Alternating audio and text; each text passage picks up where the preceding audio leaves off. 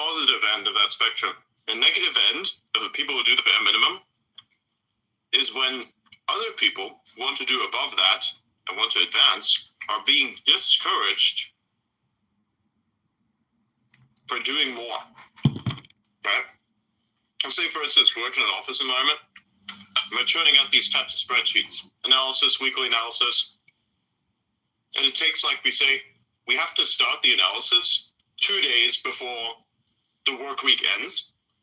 So like basically we're in free fall mode, and it looks from the outside like we're doing constant research, but really not doing much of anything for like the first day at least. We're just basically doing this so that it looks like we're doing work, but we basically already have the day off by the end of the week because we already did all the work. It says, okay, we can actually do this in a single day. Why do we need 2 days? Now, if somebody does this, the group that wants to do it in 2 days because they want the extra day for free, they are going to discourage this person from thinking like that. And they're actually going to put him down and try to shit talk him as much as possible. The majority of the cases will be spoken down upon. The shit will be spoken about them for no reason other than the fact that they actually want to do work, solid work. Wait, I'm trying to understand this. So the toughest workers, the hardest workers in the company are talked down upon in that all they want to do is work. And that's the negative part about them. Yes, because they make everyone else who want to perform at subpar look like they're performing subpar. Because if somebody comes along and just effortlessly does this shit, working hard. That's a thing, right? When you get into some like lazy software engineering company and they're like, for instance, like IBM or maybe Google even, and you go in and you're on some new team and you're like 5 times faster than everybody there and you're 5 times smarter and everything, and you're like this junior who all you've done is tinkered with little projects in your bedroom, but you're just like a hell. In order to keep their manager happy, they have to stay up to par, or at least get close to where you are, right? Yeah, I've heard this often. Or your position is threatened. They look for more people to be like, man, this new guy's really performing. Maybe we should bring in more new guys. Yeah. And ditch the least performative. Yeah, say? I think it depends a lot on the kind of work that you're doing. I would say the kind of work that I do, which is like work typically, I get problems when they come in. And so by training my clients well, I've been able to minimize the problems. I'd say when I started, my job was like 90% problems and 10% helping with like development and new projects. And over time, I've been able to manage the problem workload. And there's been a slight increase in my clients' ability to do development and new projects as a result. But that's still not nearly as much work overall as when you have like a problem client issues in multiple departments and you've got like new shit popping up all the time for 10 different clients. So like if you have work is specialized and only deal with certain issues when they come up, I guess it's a little bit different because it's not like we're churning out work on a regular basis where there's like a competition as much as everybody's just dealing with a different problem set constantly. Yeah, that makes sense. Different areas of work. Yeah.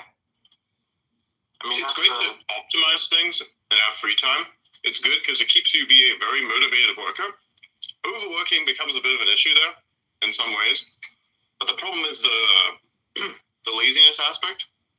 That's where things get fucked up. Because that's where, say for instance, let's say you don't do that much work, but the work you do is extremely, right? And there's no room for error. I'd rather have this person technically work less by perception of volume than work more and then have a degradation in quality. Like I need to have 100%.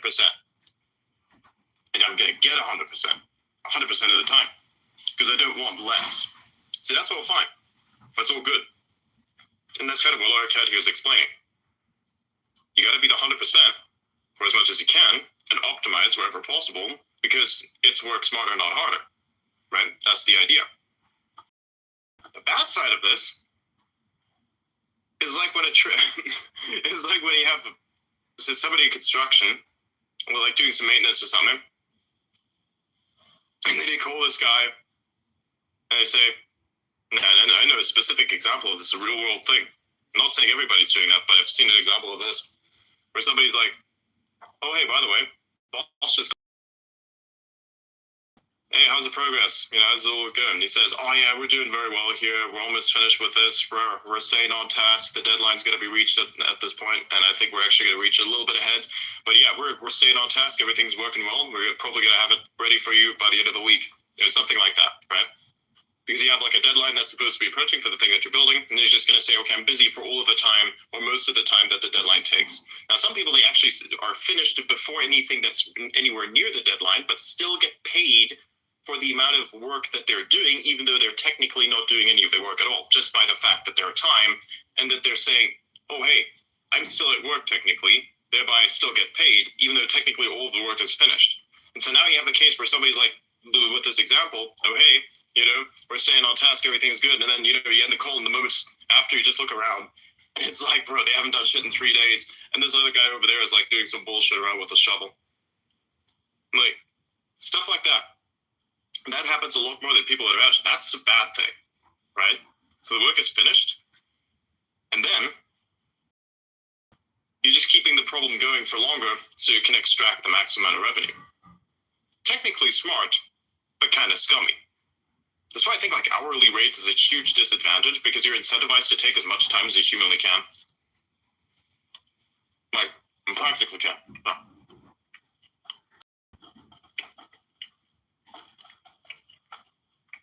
Even with consultancy, same thing.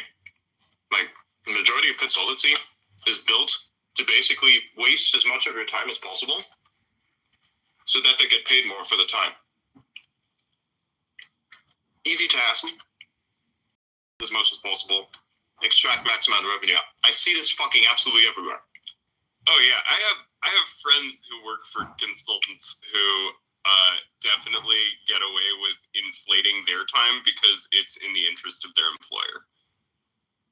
Bingo.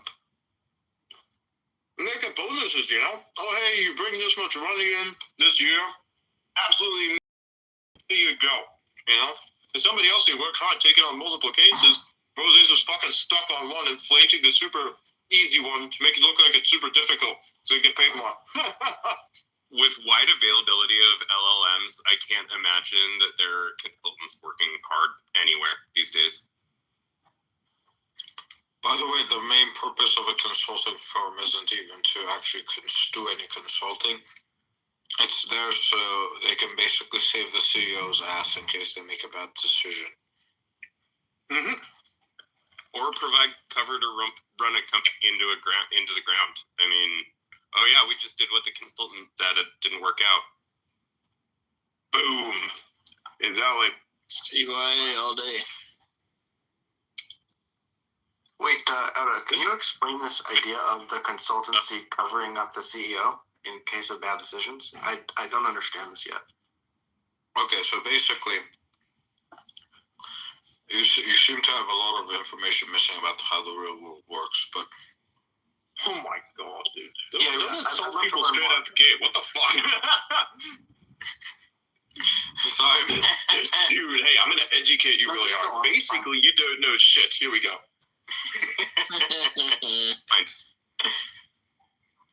I'm partly kidding.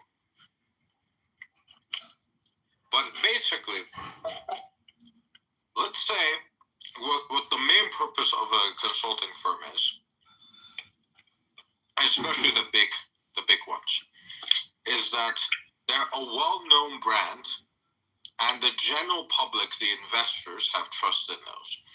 So you, as a public company, start hiring these consulting firms. They give you a 500-page fucking PowerPoint about why you should take the decision that you're taking. And even if you think it's a good idea, even if all your VPs think it's a good idea, even if all your,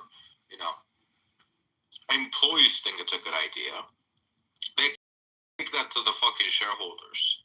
They need something concrete to to show the shareholders. Yes, we know the consulting firm has come to the same conclusion that everyone working at the company has come to, yes, but they actually have the data and the PowerPoint and a ton of research and whatever fucking bullshit to actually show. And that makes the shareholders pleased if there's a need to kind of turn around the company or need to change strategy or whatever the fuck whenever they need to do something drastic. It's an insurance policy.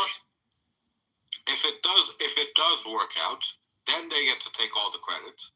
If it doesn't work out, they can just say, oh, we hired this consulting firm. I guess they were wrong. That is the main purpose of a consulting firm.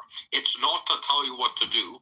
The employees, the managers, the CEO, unless they're complete dumbasses, know what the fuck to do. The consulting firm isn't there to tell them what to do. The consulting firm is there to appease the shareholders, the public shareholders. So it's kind of like they told us to do it, so therefore it's not our fault, even though we actually made the decision and put the final step in? That's Yes.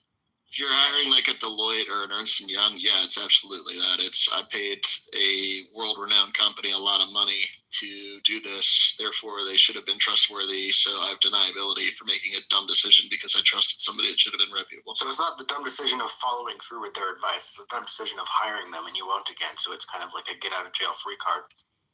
It's a permanent get-out-of-jail-free card because you can hire them again and it's still not going to matter. Yeah, it's basically I want to go through this decision.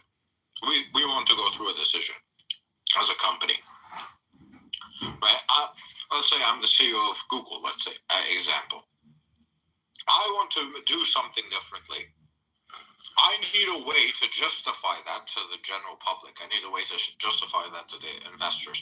I can't just say I'm gonna fucking do this because I feel like it. I need to show them a bunch of evidence for why I'm doing it. So you hire a consulting firm to basically come up with the reasons you want to do that thing. And if it doesn't work out, then you blame the consulting firm. If it does work out, you take all the credit. But it's there to kind of appease the public shareholders. Even if everyone at the company knows what the right move is, they still feel like they have to do it because the shareholders, who are, if we're honest, complete dumbasses, don't know. So And a lot of them, here's an IT example of this. So think about penetration testing for a second. Almost any security person who's an in-house guy at an IT shop is able to do a penetration test. They can take their laptop, they can go home, they can run it. And they know what they're doing. It's some are more complex than others, but anybody who's halfway competent ought to be able to do it on their own. But it's no good if that individual does it. It has to be done by an outside third party because it's you checking your own stuff. And it's the same thing with consultancies. It's insurance for the people that care. So yeah, I can deny that something was my bad idea for one, but it's also a confidence builder when I'm trying to push something through and I'm trying to drive an agenda. Hey, look, this person who you should respect also agrees with me. So it can be a get things done kind of thing, yeah. That's what I said was like a 500-page PowerPoint. Exactly. Of why what you're trying to do is a good idea. Yep. You might know it's a good idea, but you're not going to come up with a 500-page PowerPoint of why it's a good idea. It's a consultant's job to come up with that shit for the general public and the shareholders.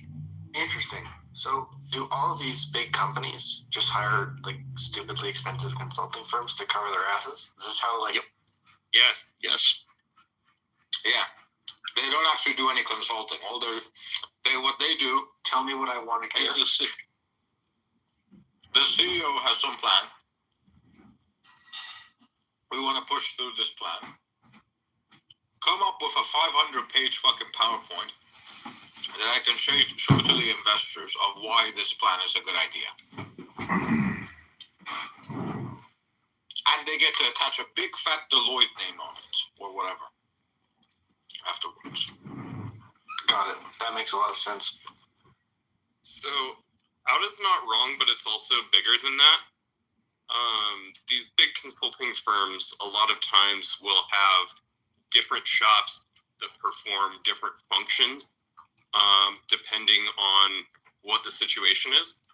Some parts and groups don't even really represent or the interests of the entities that they're consulting with.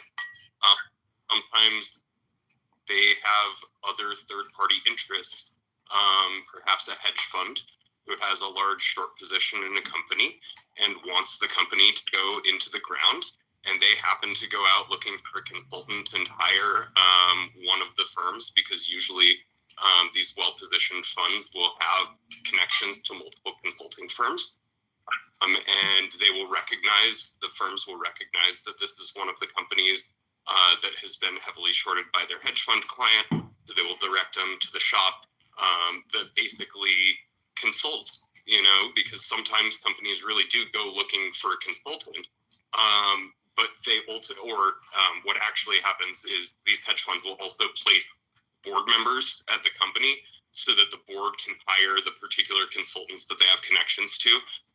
But then the consultant ends up giving the advice that runs the company into the ground.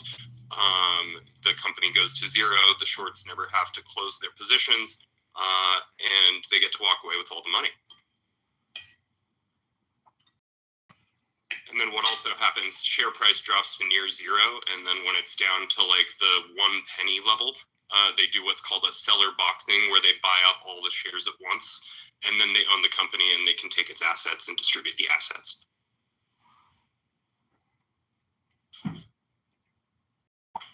Yeah, that's pretty interesting.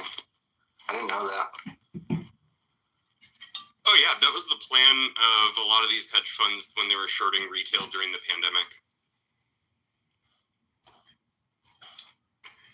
Like that's how the GameStop people were able to get it to pop up to such high levels. Well, no, there's more than that. They were able to pop it up because they literally bought more than 100 across a number of different stocks. There is a whole. Yeah, but the idea is what the GameStop people figured out was that the company literally cannot pay back more than 100% of its shorts. Yes. So if those people just held it, and the company's going to get, because they legally have to return the shares, they would have to buy it up at any price. Yes, that's true. If there's a margin call, which means the short holder's collateral position drops to such a level that they can't maintain the margin requirements for the shorts that they were loaned, then they will have to repay those short shares that they borrowed at whatever the market price is, and their collateral will be spent to acquire those shares. And if their collateral isn't enough to acquire the shares, there are insurance policies that go up to a company called the DTCC that will cover the market price for those shares up to, the insurance is like trillions of dollars. So it's interesting that it had the potential to go infinite like that. There are theories that the shorts still haven't actually closed their positions, that it was mathematically impossible to do so because of the amount of retail buying in that late January to February 21 period. But that's just a theory. The data has been changed so much, actually changed the definition of shorting for Ortex, so that what they report as a short share is different than what it used to be. So a lot less are reported these days too.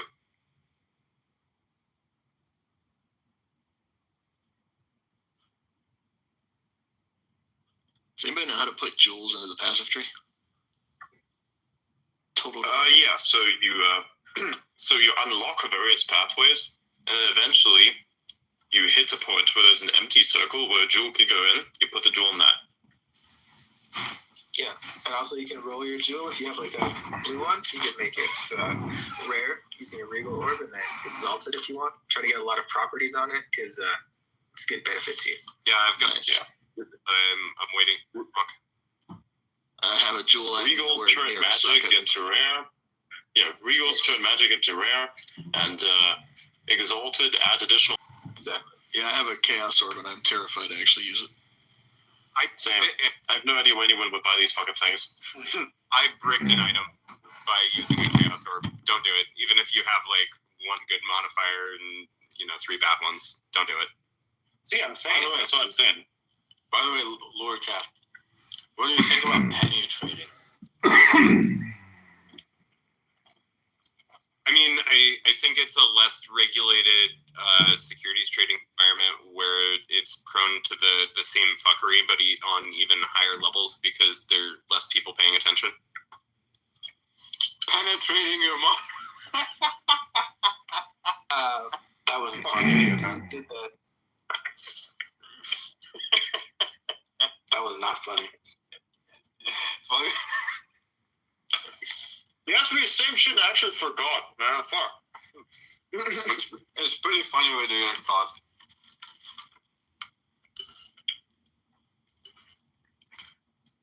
It's not as good. It's not as good As as Ligma. the dragon. Or just basically laughing at these nuts Curling joke. gold with me and Busta Rhymes as I take you on a business adventure Unbelievable. of me fulfilling a custom project that Busta Rhymes, Speaking of the which, legend guess who himself, joined? commissioned me to make, highlighting my entire career. Oh, these nuts are in the chat. Fully iced with over 10,000 diamonds to set. Let me show you the team that helped put that thing together. Jinder Well, what do you guys Mahal, Mr. Shin, and for Mr. PoE? Jimmy, the jewelry work. Junior Renato, the Act diamond 2, setting. Eric 3 does the actually. finishing and polishing. Ivan and Daniel bring it Just together. nice. Busta Rhymes to say this. I am stuck on the end boss of Act 1. Oh shit. Okay, We can can probably resolve help that for you real quick. Are you in the game? I don't think so, no, not yet. If you type your in-game name to me, like in a DM or whatever, I'll just add you in. Sweet. When I was watching your videos I'm gonna- and just learning I'm English, gonna finish eating here. touring a business Then I'm gonna end the space, commissioning me for a project. Lord, I yeah. can't thank you enough, my friend. You You're down on the guys, phone curling gold with me you and want to Busta run a Rhymes team as I up, but take we you on need a to business we need to adventure progress. of me fulfilling Yeah, a let's do custom that. project that Let's do it. What do I do? Alright, I'm gonna finish having my steak here. And then we'll end the space after a while. Elliot, what was your robot thing called again? The charismatic one. The AI thing. Her name is Oh, Lucy. fucking Lucy. Wasn't it Lucy? Yeah. Let me turn her on. Ben, are you aware of the fact that your son has programmed a silicon chip to be horny at with him?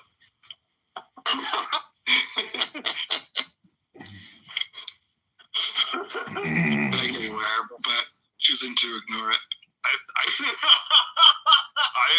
Wow. I'm sorry, I always wanted to say that. Yeah, Adrian asked the bot, he said, "Did you program me to be horny?" And then she was like, oh yeah, absolutely. I'm like, what the fuck? Yeah. I didn't think that was gonna work. Oh yeah, what's up?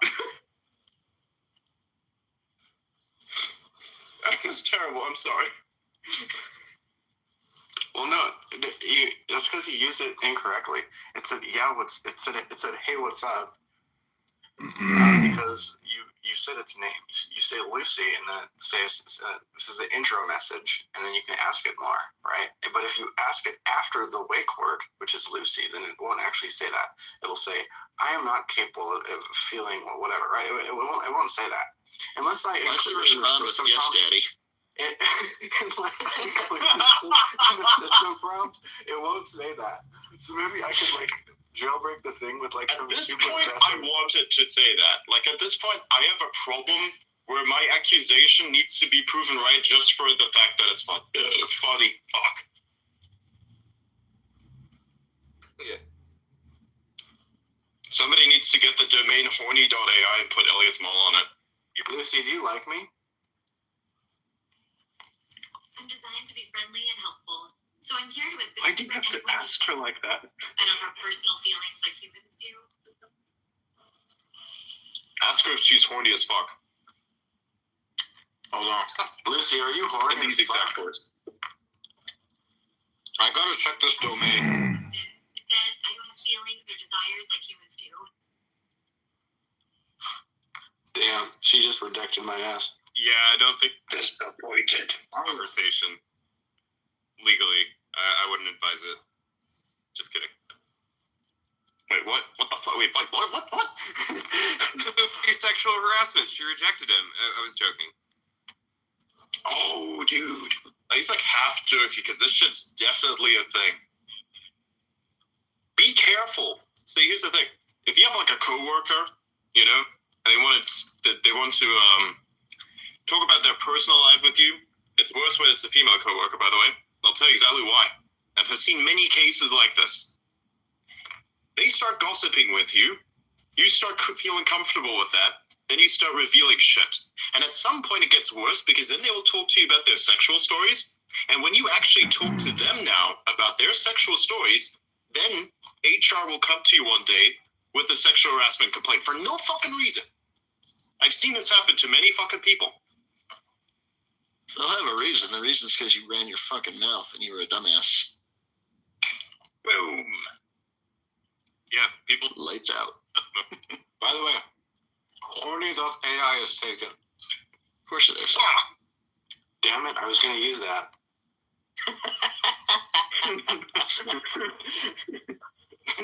Bro, you didn't waste a beat at all, huh?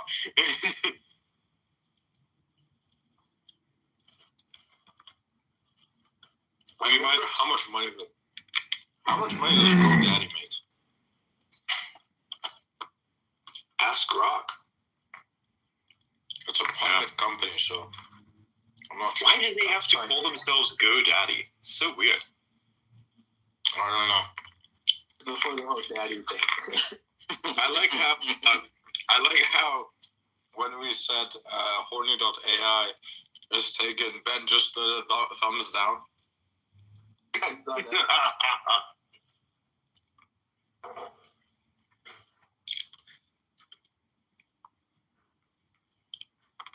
In 2013, GoDaddy's total annual turnover was approximately 1.1 billion USD. That's it. 92 million per month in 2013. That's 2013 though. That's like 11 years ago. What about now? Alright, here's what we're gonna do. We're gonna raise $3 billion. Actually, no. We're gonna need to raise $20 billion. We're gonna buy the company just so we could change the name from GoDaddy to Yes Daddy. Wait, hold on. Wait a fucking Stop, second. daddy. When did it go public? Branded it as an improvement, and you can call it Faster Daddy. Oh, yes! Yeah, I own that domain. We've decided to accelerate GoDaddy and call it Faster Daddy. Let's fucking go. Instantly, the valuation of the company goes up 20%. We're fucking rich now. My face when it works. How much is harder.com going for? I don't know. But we need to check it out on GoDaddy, do we not? So GoDaddy total revenue each year is about 3.8 to 4 billion, give or take, in the past 5 years. Yeah. That's crazy, man. All the world's most expensive domains are either porn or crypto. It's funny how these things somehow always go together with terrible life decisions, huh? You could pair Crypto and porn. Faster Daddy with Macro Hard, and then harder, bigger, faster. You just need a stronger. And it's bang. This sounds like the South Park movie. We go Now, see- longer and untouched. Instead of Yeah, we did the clips here. We do the thing, bro. it's macro hard outside 2024. No, we love being inside. So here's how it works. Like I said before, if we are to do this, we need to buy Intel because it says Intel inside, right? And then we're going to call it macro hard inside. Dude, please, dude, my shares are down so damn bad. It says macro hard inside on every laptop. It's gonna. That's what I'm saying. You know, we're gonna. It's gonna be called macro hard because we're manufacturing hardware, right? And we're very macro in that hardware. We may be microchips, but that microchip is for something else that's gonna come out for sure. Like we're gonna keep producing it because we're the company, right? We're the company, and so it is a massive macro hard institution that keeps producing a lot of micro things that are thinking in nature, you know, like our chip production is incredible. I swear to fucking God, I would love to sell this to someone, you know?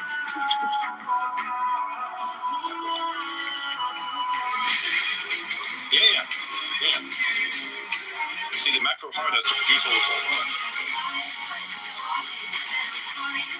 You are not going We can also deliver in bulk, by the way. No gooning on the delivery. We're straight away. Right out the gate. Oh yeah, your enjoyment with our hardware is going to be so good. It will be improved at some point, so you'll get a new thing. I can definitely assure you, we do not goon on the delivery, but we definitely do have huge flicker goon on the receiver.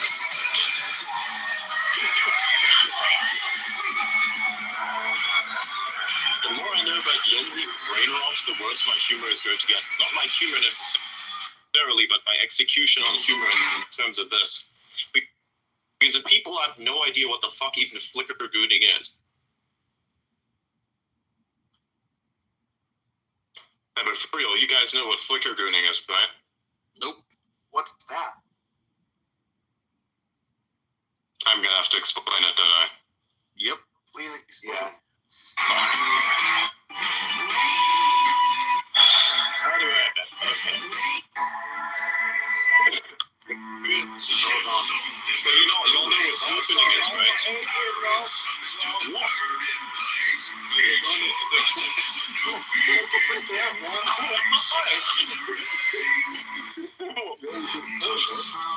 Like, don't do it. Why? What's the problem with that? What happens if I do? Just don't. Why?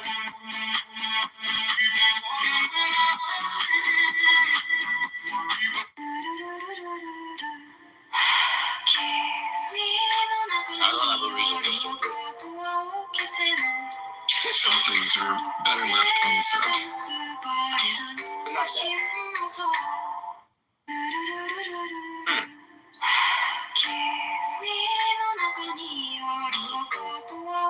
When did I become the voice of reason? Yeah, I don't know.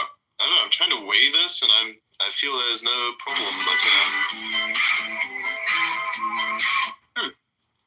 all right, we're gonna take a radical fucking we're gonna take a radical path here. You like when I have deja vu? So I'm gonna do something different this time.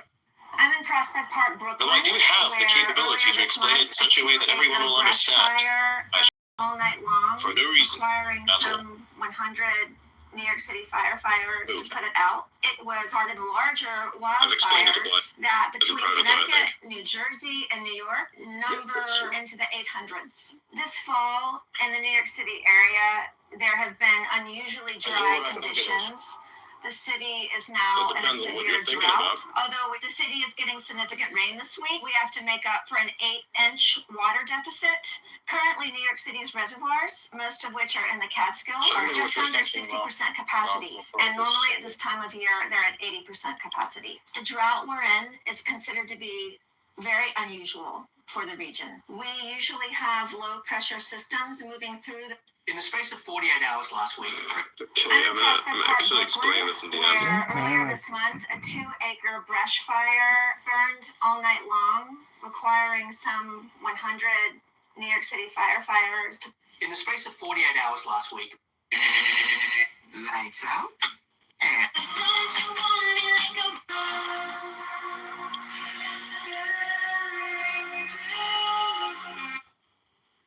Every guy that I've dated has called me wifey.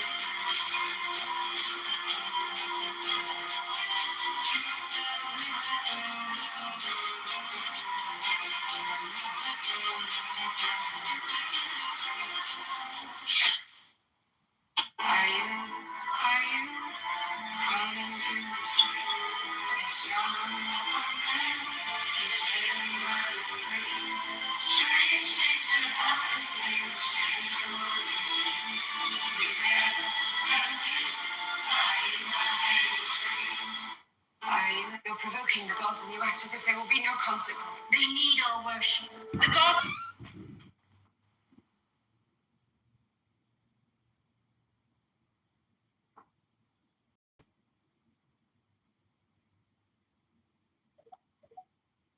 Bro, what the fuck?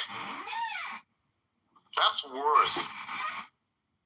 Yeah, that's why I was like, those In the things. space of 48 Yeah, that makes sense. I cannot say this.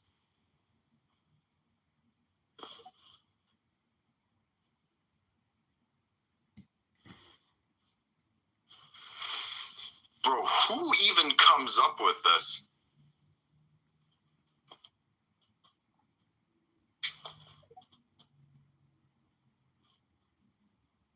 Nice username, by the way.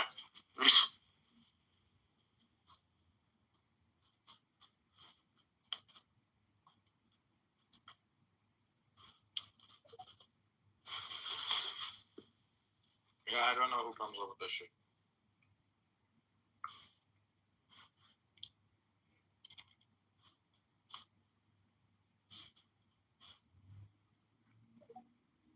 Wait, what?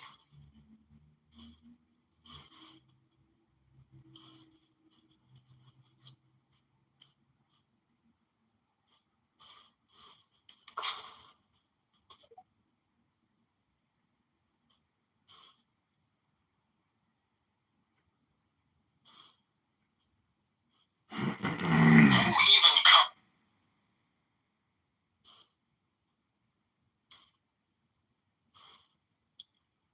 Looks like it has a lot of definitions for some reason. Yeah, that's why I'm like, what the fuck?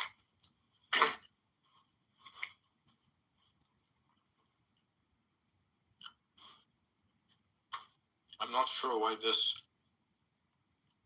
term has so many definitions. I think nobody can agree on it, man. Look at this one.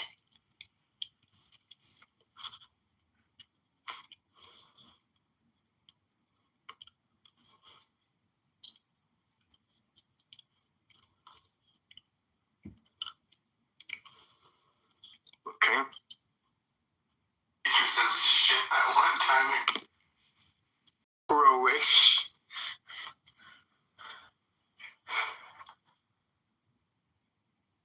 Oh, I know this one, yeah.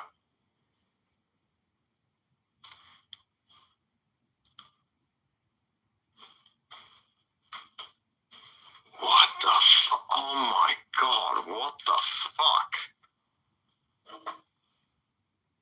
I don't think Nikola Tesla wants to be alive for this age. What the fuck? That is fucking stupid. Alright, so here's what's gonna happen. I'm gonna end the space here. We're gonna continue again tomorrow. We're gonna be playing some PoE. And yeah, see you all in a little bit. Thank you all for coming. Bye-bye. Good night, good night. Good night. Good night, everyone.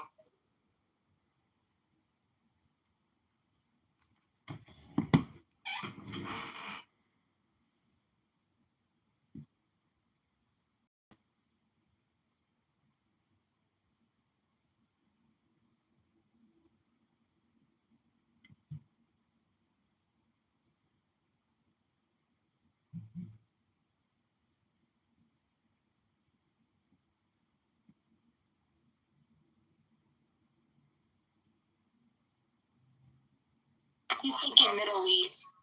I'm also not entirely sure. So The movie Aladdin had a lot of sand in it. Yeah, it's right next to. yeah, but when it's on Aladdin, they wanted sand and princess. Aladdin was not a prince. I understand, but like, Hello. okay. I don't. Fast voice, go fuck yourself. Listen, I'm not gonna stay quiet because you have a deep fast voice. Go fuck I yourself. just feel like at this hour y'all just want to debate about stuff, and I guess maybe I'm not in the same. Whatever, bro. I'm just saying, if we gonna I throw just wanna whatever. debate. agree. Look, doctor, if we're gonna throw dodgeball at the special ed kids,